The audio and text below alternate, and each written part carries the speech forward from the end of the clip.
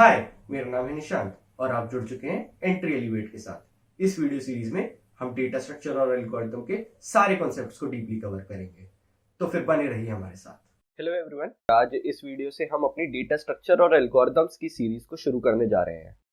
अभी शुरू में हम कुछ क्वेश्चंस बेसिक प्रोग्रामिंग के करेंगे और उसके बाद एक एक करके हम सारे डेटा स्ट्रक्चर और एल्गोरिथम के कॉन्सेप्ट्स को डीपली कवर करने वाले हैं इस वीडियो सीरीज में। तो आज जो हम अपना सबसे पहला क्वेश्चन करने जा रहे हैं वो है finding the nth term in a Fibonacci sequence.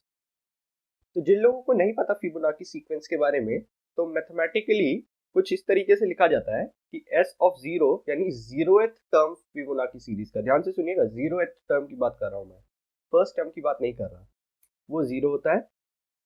First term Fibonacci sequence का होता है 1 और एस ऑफ एन, जहां पे एन जो है वो ग्रेटर देन इक्वल्स टू 2 होता है, उसके लिए होता है S of N minus 1 plus S of N minus 2 for N greater than equals to 2। ठीक है, तो मैथमेटिकली तो ये बात हो गई, लेकिन इसकी सीरीज क्या बनती है वो भी एक बार देख लेते हैं। तो S of zero, zeroth term तो हमें गिवन ही है जीरो, फर्स्ट टर्म भी हमें गिवन ही है 1, टू सेकेंड टर्म ऑनवर्ड्स हमें बात करनी है कि क्या बनेगा। तो इस फॉर्मूला का यूज करके देखते हैं क्या बनता है। तो एस ऑफ 2 के लिए हम यही वाला फॉर्मूला अप्लाई कर देते हैं, N minus one plus N minus two, तो 2 minus one plus S of 2 minus 2, तो एस ऑफ 2 माइनस 1 होगा S of 1 plus S of 0। S of 1 था 1 और एस ऑफ 0 है 0, इसको ऐड करके 1 है, तो हम यहाँ पे सेकेंड टर्म वैल्यू लिख सकते हैं 1। ठीक है, इसको 3 के लिए मॉडिफाई करते हैं, एस ऑफ 3 के लिए, एस ऑफ 3 यहाँ पे भी 3 हो जाएगा 3, तो ये हो जाएगा एस ऑफ 2 और ये हो जाएगा एस ऑफ 1। तो एस ऑफ 2 के लिए हमने यहाँ पे वैल्यू निकाली 1, 1 ही है। एस ऑफ 1 के लिए 1 वैल्यू थी, तो 1 लिखते हैं, इसकी वैल्यू हो जाएगी 2। हम ये लिख सकते हैं कि थर्ड टर्म जो है फिबोनाची सीक्वेंस का वो 2 होता है। 4 के लिए बात कर लेते हैं, तो इसको मैं एस ऑफ 4 लिख देता हूँ, तो S of 4 minus 1, S of 4 minus 2, तो यहाँ पे ये हो जाएगा 3 और यहाँ ये हो जाएगा 2। तो एस ऑफ 3 2 था और एस ऑफ 2 1 है, तो ये आ जाएगा 3।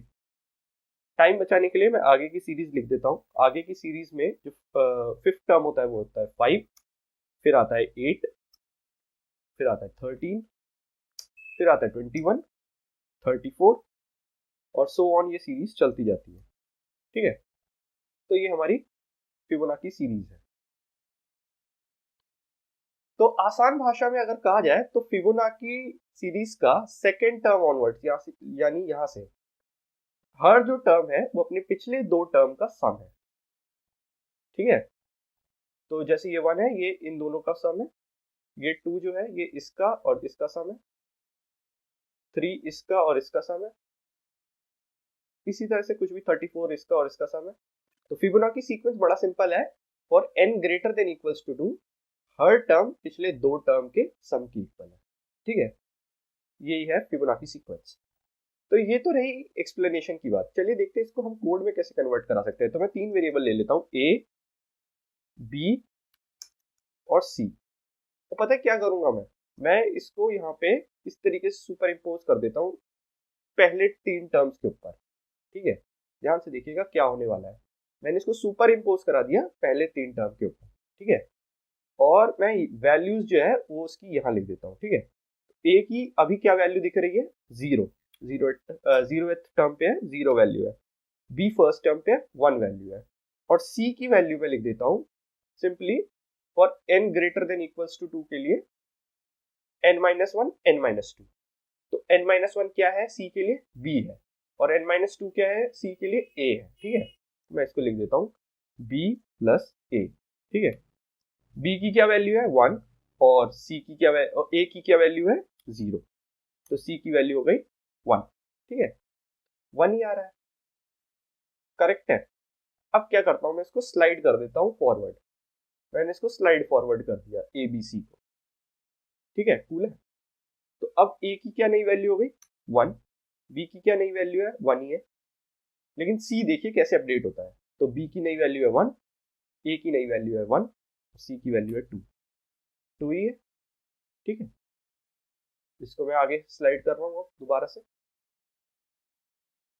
ए की नई वैल्यू है 1, बी की नई वैल्यू है 2, सी की नई वैल्यू हो जाएगी 3। 3 शो कर रहा है यहाँ पे। मैं इसको दोबारा फॉरवर्ड स्लाइड कर रहा हूँ। ए की नई वैल्यू यहाँ पर हो जाएगी 2, 3, तो ये 3 और 2, और यहाँ पे सी की नई वैल्यू हो जाएगी 5। 5 ही आ रहा है। तो उम्मीद करता हूँ आपको ये स्लाइडिंग का कॉन्सेप्ट समझ में आ रहा होगा। मैं इसको स्लाइड फॉरवर्ड कर रहा हूँ। इतनी चीज समझ में आ गई हो तो आपको तो एक और चीज पे आपका मैं ध्यान खींचना चाहूंगा। वो ये है कि जब मैं मान लीजिए जब मैं फर्स्ट आइटरेशन पे था, इस पोजीशन पे था, हमारा ए बी और सी इस पोजीशन पे थे, तो जब हम नेक्स्ट गए तो हमने क्या किया, ध्यान से देखिए। मैं इसको कॉपी कर लेता हूँ। जब नेक्स्ट गए तो हमने स्लाइड फॉरवर्ड इसको इस तरीके से किया। ठीक है, ए फिर 1 पे आ गया, बी जो है वो सेकंड टर्म पे आ गया, सी थर्ड टर्म पे आ गया। राइट, तो ये देखिए ये पिछले वाला है और ये पिछला है, ये नया है। तो ये देखिए किस तरीके से रिलेट होता है। ये रिलेट इस तरीके से होता है कि ए की जो न्यू वैल्यू है, ठीक है, वो बी की ओल्डर वैल्यू के बराबर है। ठीक है, और बी की जो नई वैल्यू है वो सी की ओल्डर वैल्यू के बराबर है ना। ए की नई वैल्यू बी की ओल्डर वैल्यू के बराबर है, बी की नई वैल्यू सी की ओल्डर वैल्यू के बराबर है। ठीक है, तो इस तरीके से कुछ ये अपडेट हो रही है। ठीक है, अगर आपको ये और ये दोनों बातें समझ में आ गई हो तो इसको कोड करना बहुत सिंपल है। ठीक है, चलिए कोड कर लेते हैं इसको। तो यहाँ पे मैंने n का इनपुट ले रखा है, जो nth फिबोनाची हमें फाइंड आउट करना है। तो n जो है वो 0 से शुरू हो सकता है। ठीक है, 0 से शुरू हो सकता है, 1 से शुरू हो सकता है और सो ऑन आगे जा सकता है। ठीक है, तो अगर n 0 है तो हमें क्या कुछ कैलकुलेट कराने की जरूरत है? नहीं, हमें पहले से ही पता है कि 0th टर्म तो 0 ही होता है फिबोनाची का। 0 हम सीधा सीधा प्रिंट करा देंगे। एल्स इफ n 1, तो इसके लिए कुछ करने की जरूरत है? बिल्कुल नहीं, हमें पता है फर्स्ट टर्म 1 होता है, 1 प्रिंट करा देंगे। ठीक है, ये यही वाली बात है। अगर आप ध्यान से देखें तो यही चीज है ये S00 S11, इसी को कोड में ट्रांसलेट कराया गया है यहाँ पे। ठीक है, अगर ये बात समझ में आ गई हो तो अब एल्स की बात करते हैं। ये कौन सा केस है? n greater than equals to 2 वाला केस है। ठीक है, ये वाला केस है, ये थर्ड वाला केस। तो इसके लिए हमने क्या डिसाइड किया था? हम 3 वेरिएबल रखेंगे। ठीक है, तो इंट ए की वैल्यू शुरू में देखिए क्या थी? 0 थी। इसको मैं 2 मिनट हटा देता हूँ, इसका काम हो गया। ए की शुरू में वैल्यू क्या थी? 0 थी, 0 है, रख देते हैं। और बी की शुरू में वैल्यू क्या थी? 1 थी। ठीक है, तो इसको 1 रख देते हैं। ठीक है, और सी फिलहाल मैं 0 रख देता हूँ, इसको कैलकुलेट किया जाएगा। ठीक है, तो for int X equals to 2। 2 क्यों? क्योंकि 0 और 1 को तो हम यहाँ पे ऑलरेडी कंसिडर कर चुके हैं। तो x की वैल्यू 2 से शुरू करते हैं। ठीक है, for x less than equals to n, x plus plus. Alright, तो यहाँ पे सबसे पहले c को कैलकुलेट करते हैं। c को कैलकुलेट करने के लिए हमने क्या किया था? b प्लस ए। ऑलराइट, तो b प्लस ए कर देते हैं। और अब अपडेट का स्टेप, ये इंपॉर्टेंट स्टेप है, अपडेट का स्टेप। अपडेट के स्टेप के लिए हमने क्या किया था? a की नई वैल्यू b की ओल्डर वैल्यू के बराबर है।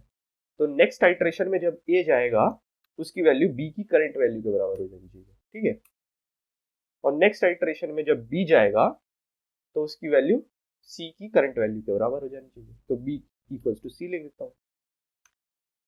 अगर इतना हो गया तो जब ये 2 से लेकर n तक लूप चल जाएगा तो c में nth फिबोनाची की वैल्यू पड़ी हुई होगी, तो उसको प्रिंट करा देते हैं c।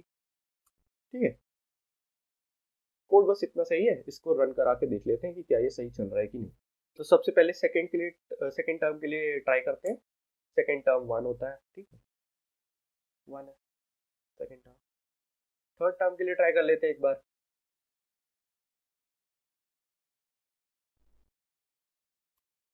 थर्ड टर्म 2 होता है। ठीक है, एक बार 9 टर्म के लिए ट्राई कर लेते हैं। 9 टर्म 34 होता है, तो उससे हमें पता चल जाएगा।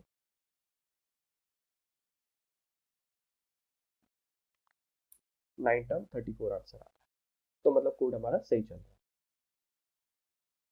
तो अगर ये कॉन्सेप्ट आपको समझ में आया हो, वीडियो अच्छी लगी हो, तो वीडियो को लाइक जरूर कर दीजिएगा, चैनल को सब्सक्राइब कर दीजिएगा, क्योंकि हम आगे भी ऐसा कंटेंट लाने वाले हैं। और इस प्लेलिस्ट में हम पूरी तरीके से डीएसए के हर एक कॉन्सेप्ट को कवर करने वाले हैं, ताकि आप इंटरव्यूज के लिए बिल्कुल प्रिपेयर्ड फील करें। ठीक है, तो इस प्लेलिस्ट के साथ जुड़े रहिए, चैनल को सब्सक्राइब कीजिए। Thank you very much for watching this video.